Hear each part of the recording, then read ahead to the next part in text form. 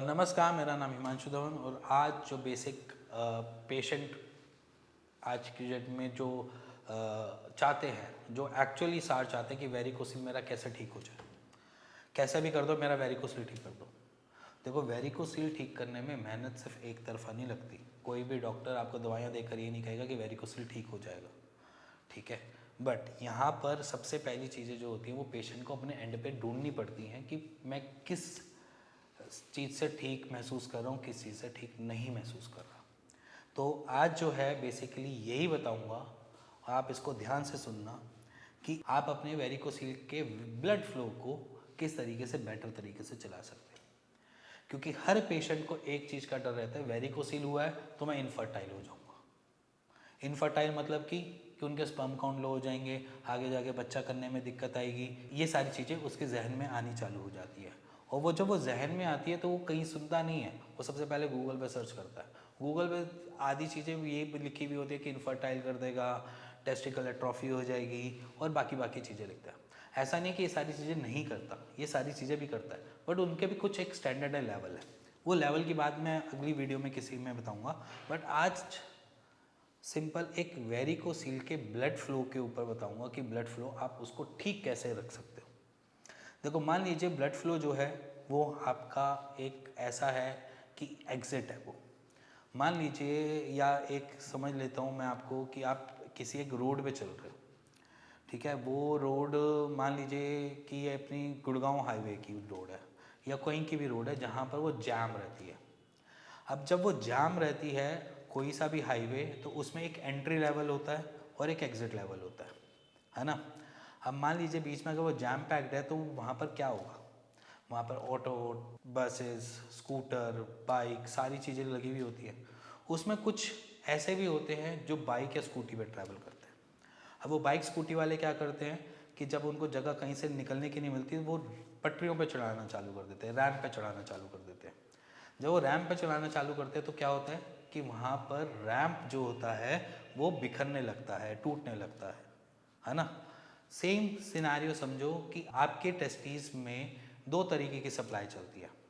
एक आर्टरीज की सप्लाई जिसे हम एंट्री की सप्लाई बोलते हैं, और एक वेन्स की सप्लाई जिसके हम एग्जिट की सप्लाई बोलते हैं। एंट्री की सप्लाई आपकी बराबर है, बट आपकी एग्जिट की सप्लाई जो होती है वो हो जाती है ख़राब। जैसे कि मान लीजिए रोड पे ट्रैफिक जाम लगाने के लिए कोई ना कोई एक एक्सीडेंट हुआ है, ठीक है। उस एक्सीडेंट की वजह से जैम हुआ, जैम होने के बाद स्कूटी बाइक वालों ने पटरियों पे चढ़ाई। अब वो पटरियों पे चढ़ाने पे ब्रेक हुआ ना। सेम सिनेरियो समझो कि आपकी एंट्री सही है बट एग्जिट के रास्ते में ऑब्स्ट्रक्शन है। अब वो ऑब्स्ट्रक्शन क्या करती है, वो उस जगह को रोकने चालू करती है। जब वो रोकना चालू करती है तो कुछ स्कूटर बाइक वाले तो निकल जाते हैं, बट उनमें से कुछ ऐसे भी होते हैं जो वहाँ से यू टर्न मारना चालू कर देते हैं कि आगे बहुत जाम है, आगे हम नहीं जाएंगे। तो जब वो यू टर्न मारते हैं वो एक तरीके से हमारे रिफ्लेक्सेस होते हैं, ठीक है।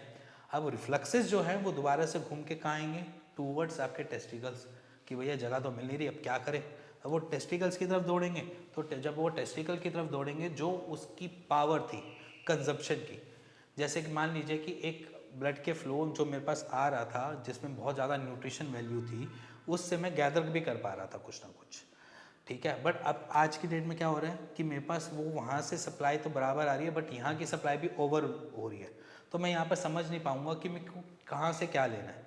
मान लीजिए कि भीड़ में बहुत सारे लोग हैं, उसमें कुछ एक्टिव हैं कुछ नॉन एक्टिव है। मेरे को ये समझ नहीं पाऊँगा भीड़ देख के कि एक्टिव कौन है नॉन एक्टिव कौन है। सेम इसी तरीके से हमारे टेस्टिकल्स भी थोड़े से कंफ्यूज हो जाते हैं कि एक्टिव कौन से है नॉन एक्टिव कौन से है। अब जब वो नॉन एक्टिव की तरफ जाएंगे तो उससे कुछ मिलेगा नहीं, बट एक्टिव लोगों को ढूंढना पहले पड़ेगा, तो वहाँ से मेरी प्रोडक्टिविटी थोड़ी कम हो जाएगी। इस वजह से हमारे स्पर्म काउंट थोड़े लो हो जाते हैं।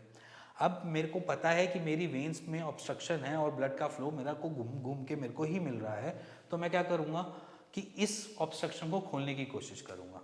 तो इस खोलने के जो प्रोसेस होता है वो होता है हमारा एक तरीके का ब्लड फ्लो का प्रोसेस। अब ब्लड फ्लो को प्रॉपर तरीके से बनाने के लिए सिर्फ यहाँ पर एक ही काम आती है चीज़, वो आती है शीर्षासन करना, या फिर उस एक्सरसाइज को थोड़ा सा अपने लिए ईजी बनाकर कर लेना। जैसे कि मैंने अपनी पुरानी वीडियोस में भी बता रखा है कि एक आसन करो जिससे आपका ब्लड का फ्लो मेंटेन रहे, ये वाला आसन करो जिससे आपके वहाँ पर ब्लड का फ्लो सस्टेन करता रहे, चलता रहे। तो यहाँ पर सिंपल एक ही चीज़ काम करती है, वो है आपकी पैरों को अपर डायरेक्शन में लेकर जाना, जिससे हमारा एंटी ग्रेविटी जो है ब्लड का फ्लो दौड़ेगा, जिसकी वजह से वो अपने टेस्टिकल्स की डायरेक्शन चेंज करके या जाम को क्लियर करके ऊपर की तरफ दौड़ेगा। जब वो ऊपर की तरफ दौड़ना चालू करेगा ब्लड का फ्लो, तो आपकी वेन जो है वो धीरे धीरे धीरे धीरे ब्लॉकेज को कम करना कोशिश करेगी, और जब वो ब्लॉकेज को कम करना शुरू करेगी तो ब्लड अपने आप ही फ्लो करेगा उस जगह से जहाँ पर ऑब्स्ट्रक्शन हो गई है। समझे बात को? समझ गए होंगे जहाँ तक है कि हमने सिर्फ एक एक्सरसाइज करनी है रोज़ डेली बेसिस पे 2 से 3 बार, जिससे हमारा ब्लड का फ्लो बेटर मेंटेन्ड रहे, कोई भी उसकी वजह से दिक्कत ना आए।